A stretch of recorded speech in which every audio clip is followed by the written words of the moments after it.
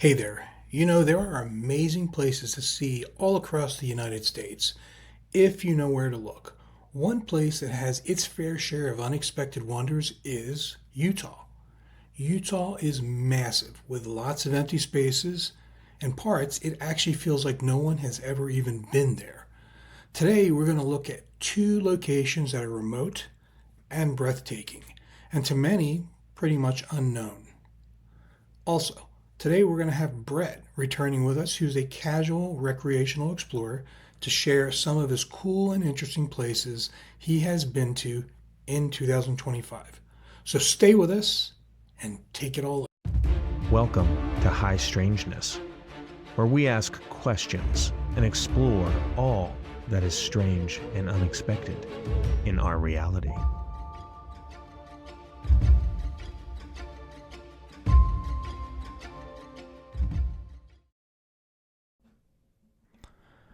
Welcome to High Strangeness. I'm Tony, and this is a place where we talk about all things strange and or unexpected in our reality. There are 5 national parks in Utah. Only California and Alaska have more. And another 11 national monuments, historical sites, and recreational areas right here in Utah. Utah is an outdoor lover's dream. Now today, we're going to look at some of that, but I'm excited because I have back with us today Brett Hook, somebody else who's been on the show before, and one of our explorers that we like to chat with all the time. So Brett, what's going on, man? How are you doing? Good. How are you? Doing pretty good. I did have one question for you. I am curious about your prediction for the Steelers this year. What are your thoughts about what's going on over there? Super Bowl all the way. No, I'm just kidding.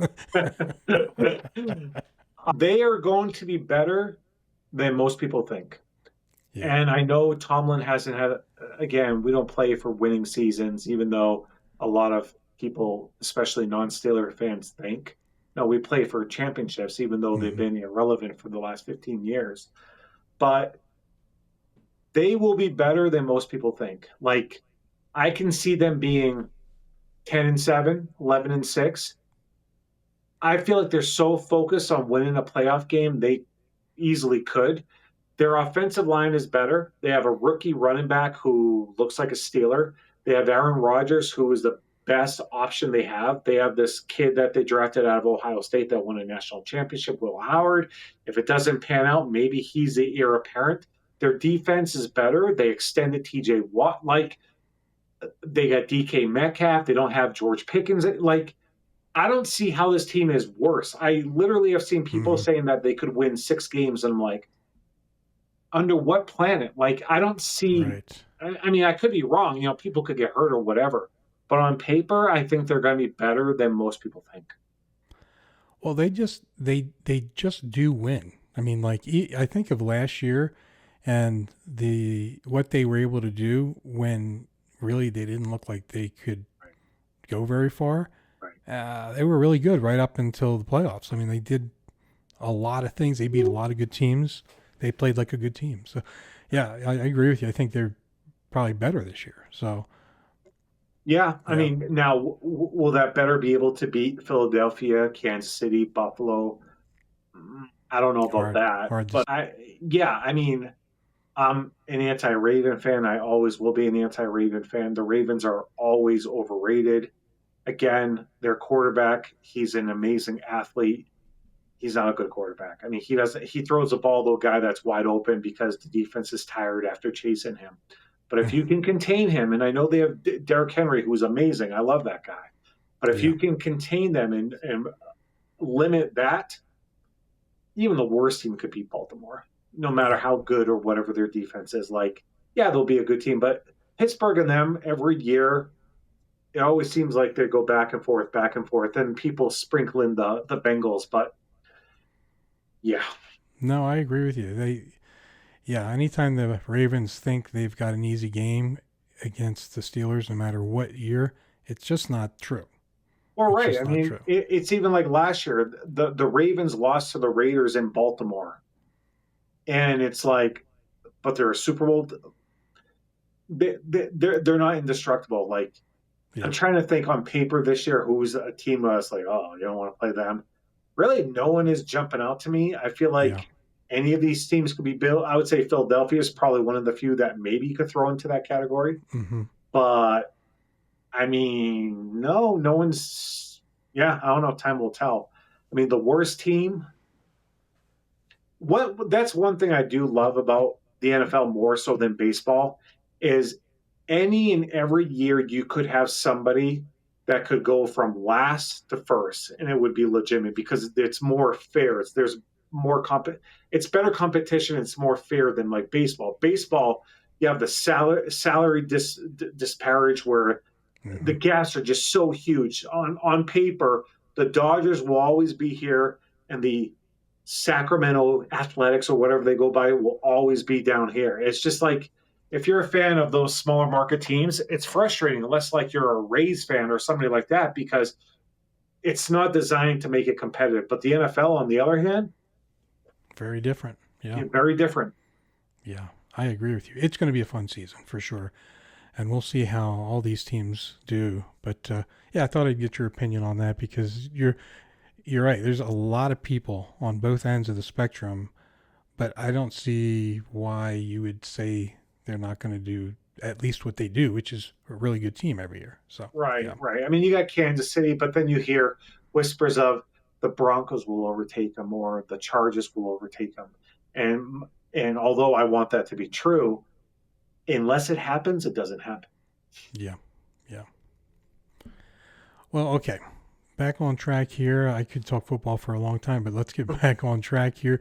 So I mentioned a little earlier some things about Utah, and I know that Utah has been kind of your playground, but I'm curious, in recent years, are you spending equal or less time in Utah than going out and checking out other places? Because I follow some of the stuff that you do, and you're quite a few places. You're going to different places. So I'm Yeah, curious. I would say Utah is probably number one. Hmm. A lot a lot of it has to do with timing. Like how far are these places? How much time do you have? And Utah is my backyard, right? Versus Idaho or Colorado or someplace like that. If I'm going to go to a place like that, I already know I'm looking 4 hours minimum drive time in one direction. So a lot of it just really has to do with that. And it also has to do with the season because when it's December, the sun goes down at 5 o'clock, and in the mountains, the sun goes down at 3 o'clock. So again, it's timing and distance. So it really just depends. But now is the time of year that I try to escape Utah as much as I possibly can because the days are longer and I have more time in the day to do it. The drive time's not quite as bad, but it really just depends on the season and timing. Yeah, that makes sense. Yeah, I was curious about that. Like I said, I see that you've done, especially the summer here, you've done some things that I'm thinking really cool. You're getting out there and out of state. So it's really Yeah. neat. Yeah. So let's hop onto this first location that we're going to talk about today, which is Mexican Hat. Now, it's in San Juan County, 22 miles north of the Arizona border. And I'm curious, if you had a chance to go down and see that, because it's a long ride for us up here in the northern part of the state, do you see enough there to get you excited? It's close to the Four Corners area right there. Is it because you see a lot of things. Like I can see the average person going, "Oh, I want to go see that," but you're out there looking at stuff all the time. What are your thoughts about that? So people will also call the Mexican Hat the Forrest Gump Highway. From the Yes, movie that's right. Forrest Gump, it got attention based off of that. Hmm. So I've not been there, but I wanted to go there one time. And the road I was on, in order to get there, I had to take a road called the Moki Dugway. The Moki Dugway, I attempted to do it. So I drive a Prius. I know most people probably think I drive a truck. I may look like I drive a truck. And although it makes sense and it's practical, what's more practical to me is fuel mileage and that sort of thing. I Hmm. wish my Prius had a lift. I could hit a button and it would rise me 2 feet up, but unfortunately, that's not the case. So this Smoky Dugway, I want to explain it. I mean, it might be different now. This was like 5 years ago, but it was a dirt road that went from a butte, kind of another word for a cliff, went from a butte down to this highway. And I just remember looking at that. I was like, supposedly you can get two cars on it. I didn't feel like you could get two cars on it. I felt like it was more like a one-way thing. It was a dirt road. There were no guardrails. And it's funny because I'm not afraid of heights, but I'm afraid of heights in a vehicle Mm. because there's so many factors at play that something could happen to your car. Maybe something goes kapooey, the brakes go out, somebody hits you, etc. Right? So I will get anxiety, and this anxiety came from a place called Great Basin National Park in Nevada. That is, until this day, the scariest road I've ever driven on. And especially got to remember, I'm by myself, so I don't have any support people with me. Yeah. So there's a lot of, you can't turn around, you're sweating, it's whatever. So, anyways, back to the Moki Duckway. So I contemplated it, but because of how scary it looked, I didn't do it.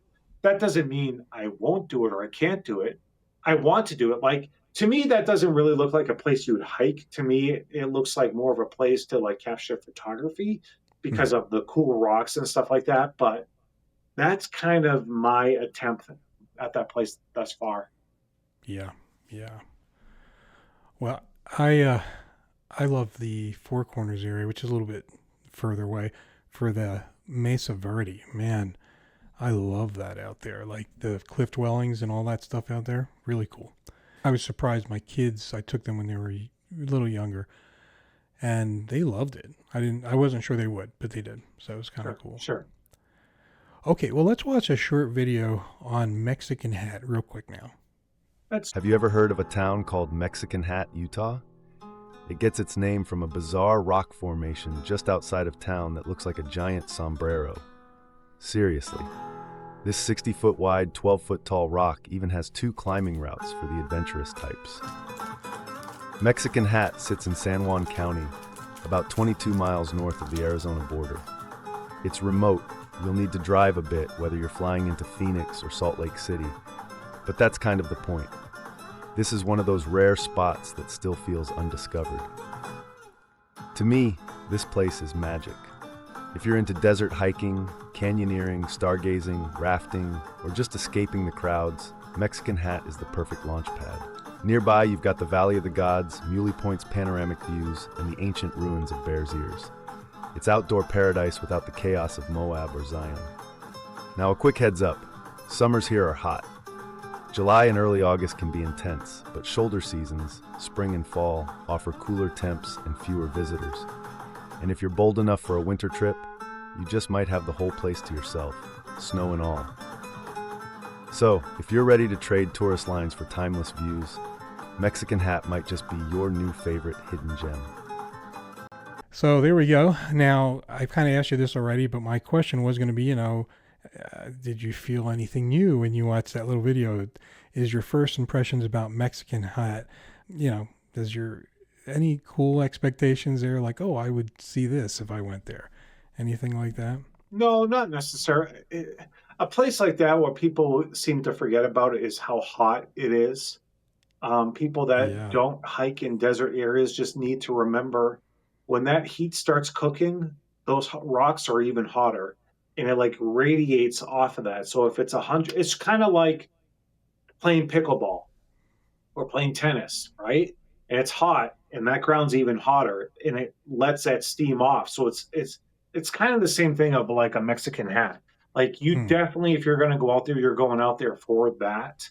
It's not really buy anything. I Yeah. also think that's tribal land. That might be Navajo land. I'm not 100% sure, but yeah, Well, that's a good point that you make there about being thoughtful about the time period or time of the year. Because yeah, if you want to go out there in the summer, you're gonna bake. right, right. It's gonna be bad. Do you feel like Mexican Hat paired to other rock formations you've explored are really totally unique? Like for me, I look at that and there's so many unique things going on down in southern Utah. The biggest thing for me when I look at Mexican Hat is it almost feels like, how could that be natural? I feel like it almost looks like something was placed there. I know that's not the case, but it's just really weird that way. It just doesn't seem like, erosion and stuff would lend to that, you know? Have you Yeah, seen things out there in the natural that were like that odd that you would yeah. go, I mean, yeah. like I'll give you a perfect example of this. The whether erosion or the Lord works in mysterious ways, like some of these things don't make any sense of how they are the way they are. And we can be talking about Delicate Arch in Arches National Park. We can be talking about Corona Arch, that's also part of Moab, which is like a huge. So, one place that I went to recently, and that's the second time that I've been there, is a place called Balance Rock. And Mm, it's a rock that kind of looks like that. And it has, you know, like a little thin, it looks like a head with like a neck, right? mm, And there it is square and it's just balanced. And why is it there? Why is the shape of it there? I have no idea. And that is, where is that? That's east of, just kidding, that's west of Twin Falls, Idaho, probably about 30 minutes. And it's a hike. It's maybe a quarter of a mile of a hike. It's not far. It's steep. But I remember before I went there, I'm like, oh, I'm going to climb it because why would I not think I could do that? But again, a lot of it comes back down to rocks and the textures, and you don't want to slip over there. I'm going to say that that would be bad. yeah. So yeah, I mean, it's kind of similar to Mexican hat. Mexican hat definitely looks more like a hat than Balance Rock does, but it's similar at the same time. Yeah. Yeah. It just floors me every time I think or see of structures like that, that it's even possible that that's happened. Yeah, It's crazy to me. I mean, even You know, think of like places like um, Goblin State Park has a bunch of hoodoos, which kind of looks like worms or like turtle, like weird rock structures. And it's like, mm, why and how did that exist? I don't know, but it's there for a reason. so weird. Yeah. So this is a little bit of a weird or different question, but I'm just curious. I'm thinking about it. In places like that, is there is there even any plant life, shrubbery, or animals that somebody might see out there? It seems like there wouldn't be much, but I'm just curious. If somebody goes out there, will they? Maybe it's a spider that they'll see or something. But is there any kind of wildlife out there that really moves around in that kind of weird So to location? answer that, you'd want to watch like a documentary about like deserts and the animals Mm-hmm. that somehow thrive in deserts. Typically, they're going to be like reptiles. You may get like road runners. You may get a coyote, something like that. But overall, you think some of these landscapes are so harsh, Mm-hmm. you wouldn't have anything out there. I mean, just think of Arizona. I mean, if it's hot here, it's even hotter down there. But yet there's animals out there and there's still life and vegetation, but they're only vegetation that can survive in those things. Like you wouldn't be able to grow like, I don't know, maybe something like a peach tree or something like that. It just wouldn't survive. The elements are too harsh. I'm and maybe you could. Yeah. I don't know. I'm just using that as an example. Yeah. I mean, in my mind, I'm just visualizing complete barren place. But I was just curious.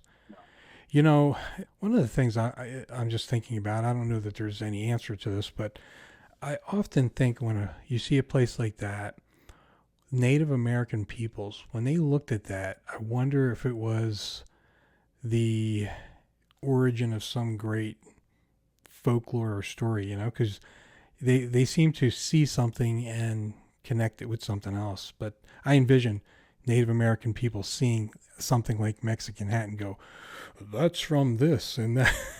And it's kind of cool. I don't know if you've ever heard any Native American people talk about their surroundings, but it seems like that's what they do sometimes. But it's interesting. Yeah, because I mean, sometimes they're in areas that are not desirable at all. Yeah. And I think that Native Americans are super spiritual and they can connect with the earth in ways that most people cannot. There's a rock in New Mexico, actually not too far from Four Corners, called Ship Rock. And again, I don't know if it has like a paranormal, but it has something like that for them that they can connect with because it's like me or you may see something like this and be like, oh man, like this is awful. But even back to the cliff dwellings, right? That civilizations lived there at one point and they were able to adapt and thrive. And we think, like, how could they have done that? Well, society evolves. I mean, if you think about pioneers moving to the western part of the country, at first I'm sure things were awful, miserable for them, but they adapted and they adjusted and they maneuvered. And here's Utah and all these other western states as well. Yeah. Yes, exactly. Good point.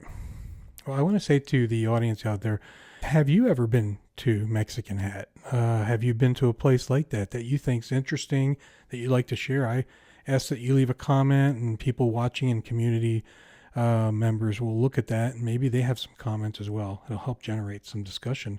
It's definitely unique, definitely interesting. Curious if anybody out there has any opinion as they've visited that place as well. Well, Brett, before we jump into the next one, is there anything else you wanted to say about Mexican Hat or that part before we No. jump in? Okay. I want to say our next spot is a place called Tusher Tunnel. Tusher Tunnel is just north of Moab, Utah, which is roughly 2/3 of the way down the state on the east side, not too far from Colorado. Brett, do you like exploring more in Utah or Colorado? Do you have a preference? Are they kind of the same to you? Do I like exploring more in one of the state versus the other? Yeah, like do you feel like the terrain in Colorado gives you enough difference, or do you feel like it's kind of the same? Well, it's kind of all of that. Mhm. I think the topography here in Utah is more unique than it is in Colorado. Colorado, in some ways. So one of the disadvantages to Colorado, and most people don't think of this, but you got to remember 60% of the state is mountainous, 40% of it is not. 40% of it's very similar to Kansas and how it's flat and there's really nothing there. Most people think of Colorado, they think mountains everywhere. I mean, if you live in Denver, in order for you to get to the hiking trail, supposedly it's like an hour drive. So it's not Mm, really that close. So they're similar, but they're different. Like, I don't know. So Colorado, for example, Colorado has, I think it's 14ers, and I'm talking about 14,000 foot elevations. And we have mm. Kings Peak, and Kings Peak isn't 14,000 feet, and they have supposedly 14 of them. So that's something that we don't have. What do they have that we don't? Nothing really. You could say maybe some hot springs, but they don't have what we have in central and southern Utah. Like they don't have the rock formations like we have. The most similar place in Colorado that kind of does that looks similar to Moab, but it's not a Moab, is Grand Junction. Mm. Colorado or around that area looks similar to Utah. There's a couple arches that aren't like magnificent, but they do exist. That's about it. I mean, other parts of the state are similar to northern Utah, but they're different though. I mean, Colorado is definitely a place worth it to go and visit and explore, of course, Hmm. but they're similar in their own ways. I don't Yeah. know. Like Idaho, I think is more diverse than Colorado is. Like I would Really? pick Okay. Idaho over Colorado any day. In fact, I would choose Idaho would be in my top four or three of states that are that awesome and unique. And most people would probably don't even know where Idaho is. Yeah, I was going to say most people wouldn't expect that. I've seen some diversity as I've been up there, but I wouldn't have thought that. But of course, I'm not far off the highways when I go up there. Sure, sure. So that's really cool and an interesting tidbit to know. Yeah. Okay, let's take a quick minute and watch the Tusher Tunnel video. I've got a little video for us to watch real quick. Let's watch it. If you're looking for a quick, fun adventure the whole family can enjoy, Tusher Tunnel is a great pick. Just outside of Moab, Utah, this short hike takes you to a really unique natural feature, a tunnel carved right through a sandstone ridge. It's not technically a tunnel in the usual sense since it's open at the top, but it feels like one when you're walking through it. The hike in is short but steep, and at the end, you're rewarded with a great view and the chance to explore a narrow path to the left, where kids will love scrambling through some small slot passages. It's a perfect spot to burn off energy and snap some cool photos. Geologically speaking, the tunnel is about 83 feet long and formed as water seeped through a vertical crack in the Entrada sandstone. When that water hit a harder rock layer beneath, it was forced sideways, slowly carving out the lower part of the crack into the flared tunnel you see today. The area is managed by the Bureau of Land Management and is popular with ATV and Jeep tours, especially east of Waypoint 04. Whether you're hiking, driving, or just out for a scenic stop, Tusher Tunnel is a quick, rewarding detour that's well worth checking out. Well, Brett, that's my type of tunnel. That's the kind, I mean, it may be hard to get there, but going through the tunnel, it's I wouldn't be too nervous about that. It's probably one I would do. That's fair. It kind of reminds me of one down outside of Nab. What is the name of that town? It starts with an O. This is bugging me. Is it Orderville? It's called the Belly of the Dragon, where it's Mm. just like this unique tunnel. It's not hard. It's not super technical. Most people can just kind of walk through it. But if you didn't know it was there, you would totally walk right by it. The name of the town. So it's called Orderville. So I made a mistake. Mm. It's between Orderville and Kanab. It's like right in the middle. And Gotcha. it's right along the roadside. It's a lot easier to get to than, say, this Tusher tunnel, but they look similar. Interesting. Except one thing about the Tusher tunnel that we just saw: when you walk through that tunnel and then you get out, you see that beautiful landscape. You Yeah. don't see that at the Belly of the Dragon. It's just kind of like, this is not that impressive. Yeah. But so I think there's a huge difference between those two when it comes to that. Well, I thought that too. That area at the end as you walk out, what a treat to see that as you Yeah. go through the tunnel. That's pretty cool. I like Yeah. that. So for you, and I've seen some of your excursions, not any of the difficult ones, but I've seen your boys with you sometimes on some of these things. Is the Tusher Tunnel one that is a family kind of a thing for Yeah. you, do you think? Yeah. Yeah. Yeah. As long as you can get out there with the right ATV, truck, or however you get there, that's definitely family kid friendly for sure. Yeah. Yeah.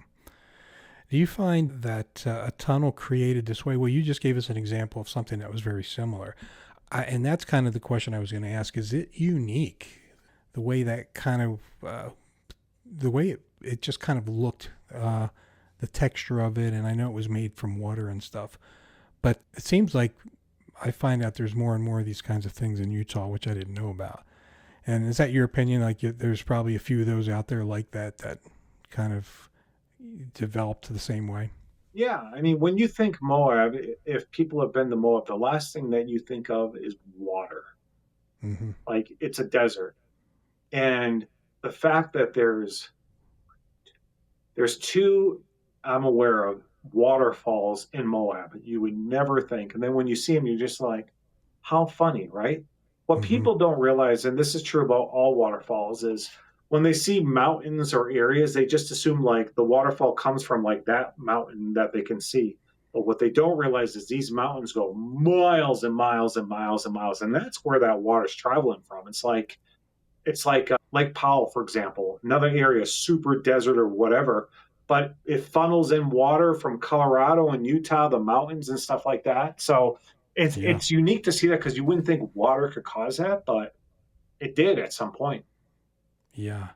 Well, and this is an interesting tidbit that people wouldn't know if they weren't here in Utah or if they were planning a trip to Moab. Do you remember a couple years back they had that huge flood, right? Like it came through the town and it just really put a lot of the shops and stuff under a few feet of water. I bring that up because you mentioned when people think of a desert setting, they forget or they don't think water, right? But you've got these washes and these other places that are quite treacherous. Like if you're not careful, when the rains come in a certain way, that it becomes just a bunch of water coming down these areas. Yeah, I mean, you need to think of slot canyons. Slot canyons are essentially narrow canals that you can walk through and huge rock walls on each side. Those are areas that if there's any rain, and it's not even necessarily rain in your area, you want to get out of those as fast as you can because those places are known to have flash floods and kill people. And you may not even realize it when you're in there that the water is coming from another area and that will just come in and wipe you out. Now, I don't know if this is true. This is what I heard, but to kind of give you a perspective. Supposedly, in a flash flood, if it's 2 inches, it can take you as a person. If it's Mm. 4 inches, it can take a vehicle. It doesn't sound like it could, but supposedly it can. So that just Yeah. goes to show you, like, don't assume, nothing along those lines. Capitol Reef National Park, for example, here and there they'll have flash floods, and yeah, you'll see cars being moved. It's just like Mother Nature, like I said, is beautiful, but she can be cruel as well. So it's just Yeah. you never know. Crazy. Crazy. All right. Well, cool. We've come up with a couple cool places. People should check those out. But Brett, I'm curious about 2025 for you. I always love getting an update on some of the stuff that were one or two of your favorite visits during the year.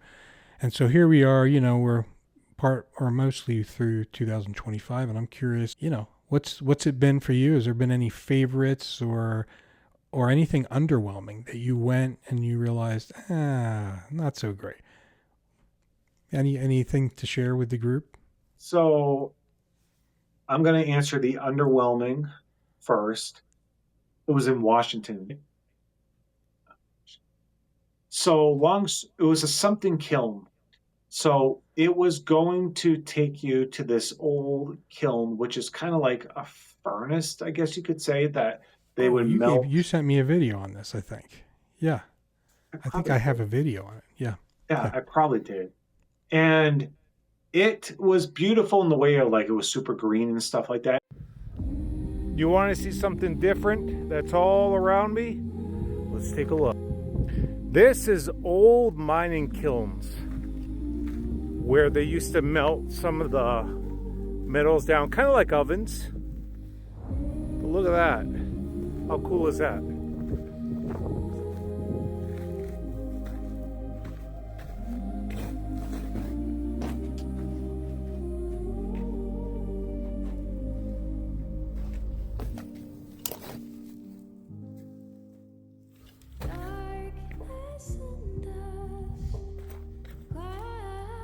And maybe the one of the reasons why I felt like it was underwhelming, because maybe, when you're out there adventuring, when you're on vacation, you only have so much time. So I'm trying to go between place to place to place to place. And I chose that place, and I feel like it took a while to get there. It really wasn't anything special. Mm, It seemed sad, like, the energy, the vibe seemed sad. It didn't seem like enjoyable. Supposedly there was like signage that said, like, don't touch, like, the artifacts and stuff like that, referring to like mining or railroad.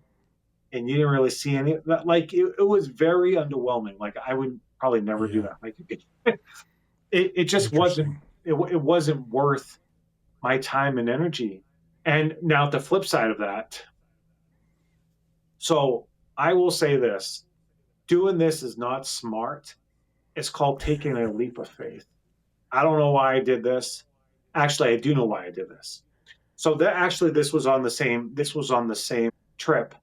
I was in Mount Rainier National Park, and the problem is, when you go to these places by yourself, you have to rely on GPS. But if you have another person, you now both have two different GPSs.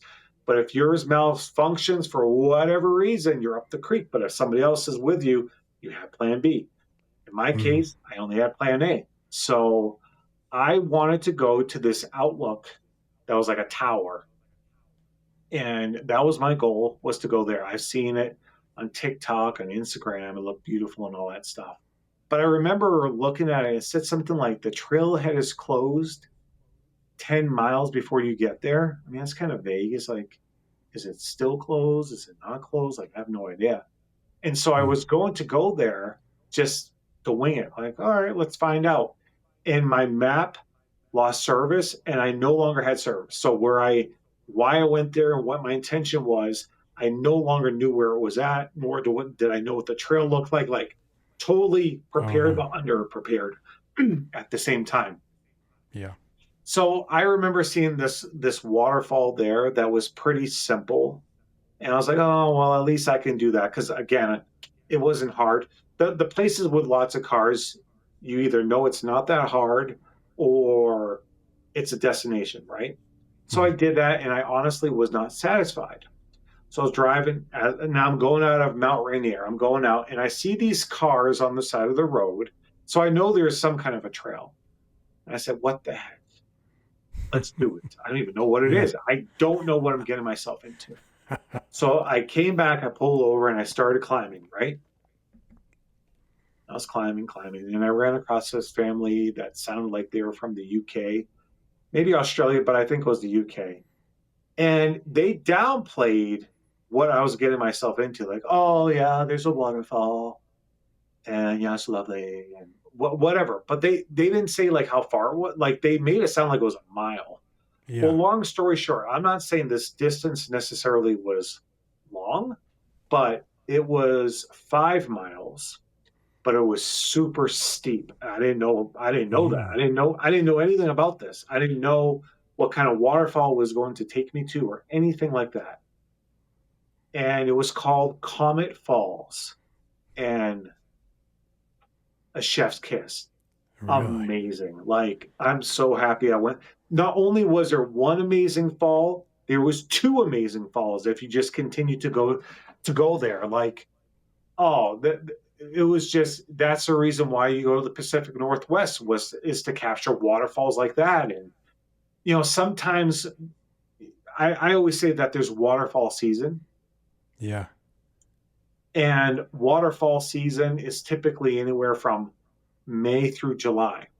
But when you get to certain places when the snow's melting, say early June or whatever, sometimes nature creates waterfalls that are not waterfalls normally just because of the excess. Mm-hmm. So, Ice Lake, for example, down in Colorado, the San Juan Mountains, there's a waterfall, but I remember going there in one instance. I've been there twice.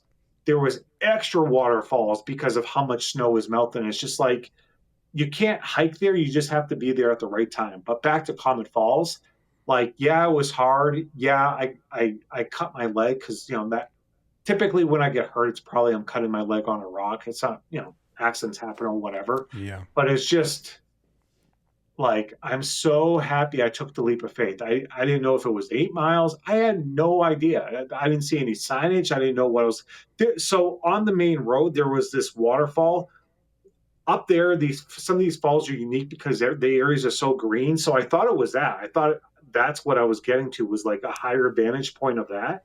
Like, Mm-hmm. oh, I'm sure it's just a hike that these people are hiking to where they can see it higher.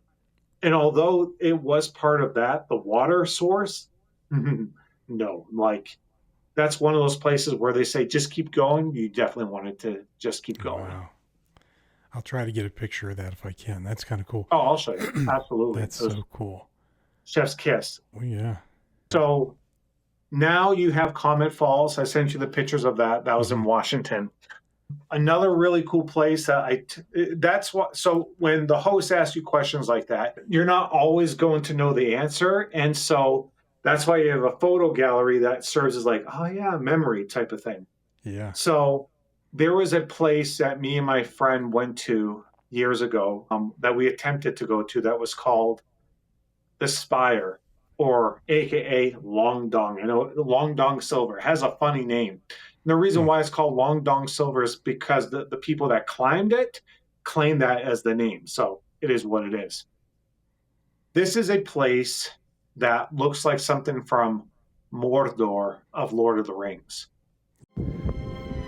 I think I finally found it. Mordor, here on planet Earth. It's over there. Let's go. Let's go.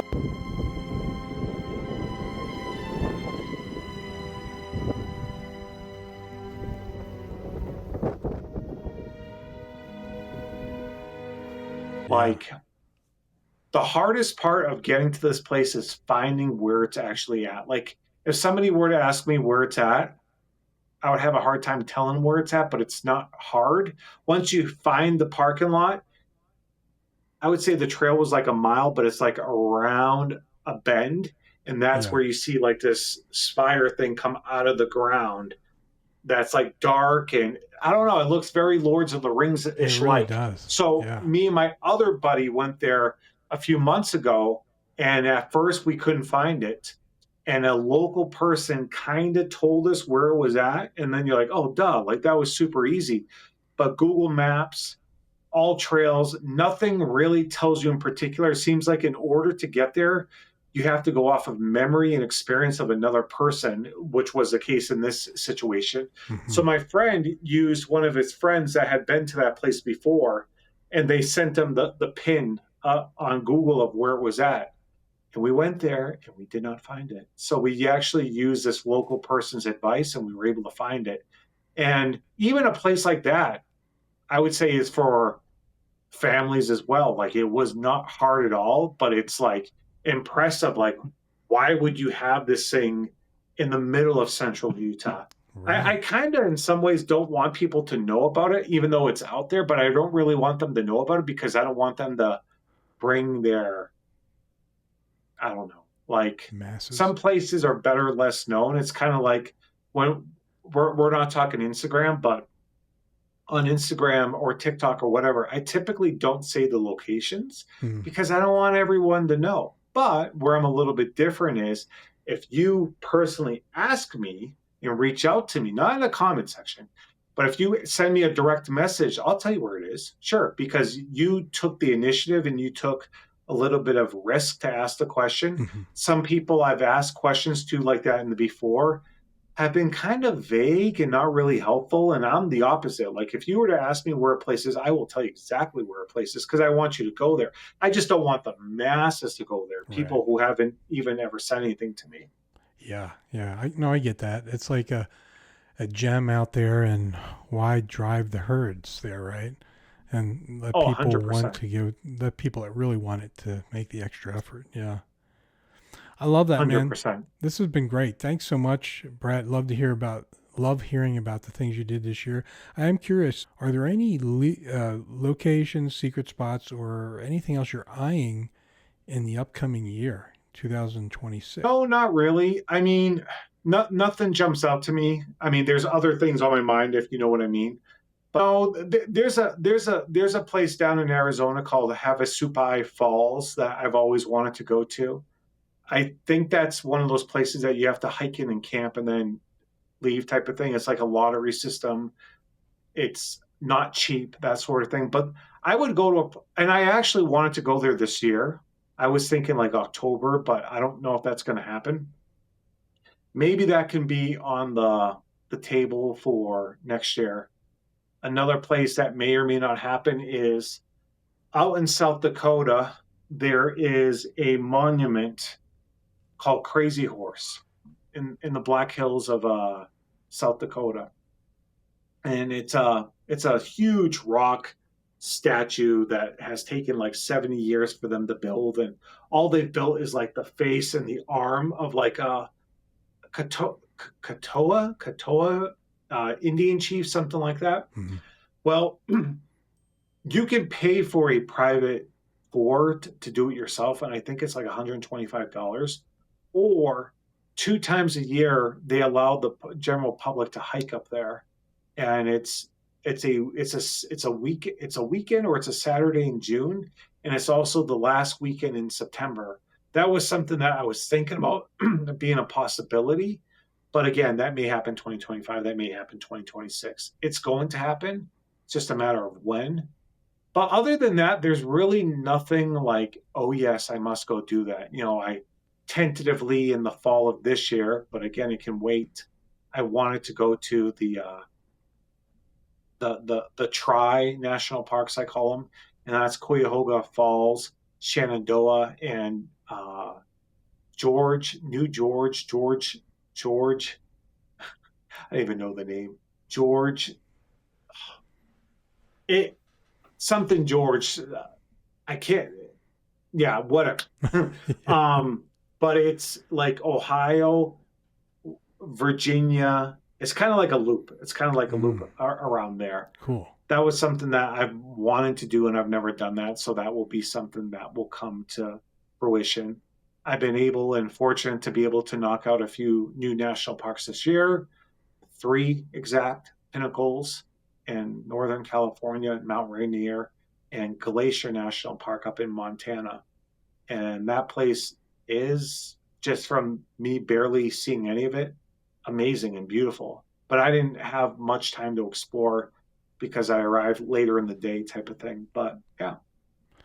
That sounds amazing. Well, I like hearing that because we will chat again about some of these as you do this, because I live through you, my friend, with some of these And trips. that's A-okay. Yeah, and other people will too. I mean, this is awesome that you're doing all this, and it is really amazing. Just hearing your accounts of it, and then those pictures that you take, really cool. So I'm glad you do it, Absolutely. and I'm glad you come on and share some of this with us and your opinions about these exploring things that people, what they should consider and stuff. So once again, thank you very much, Brett. Glad to have you on here, and I want to thank everybody else out there for joining us today and listening in.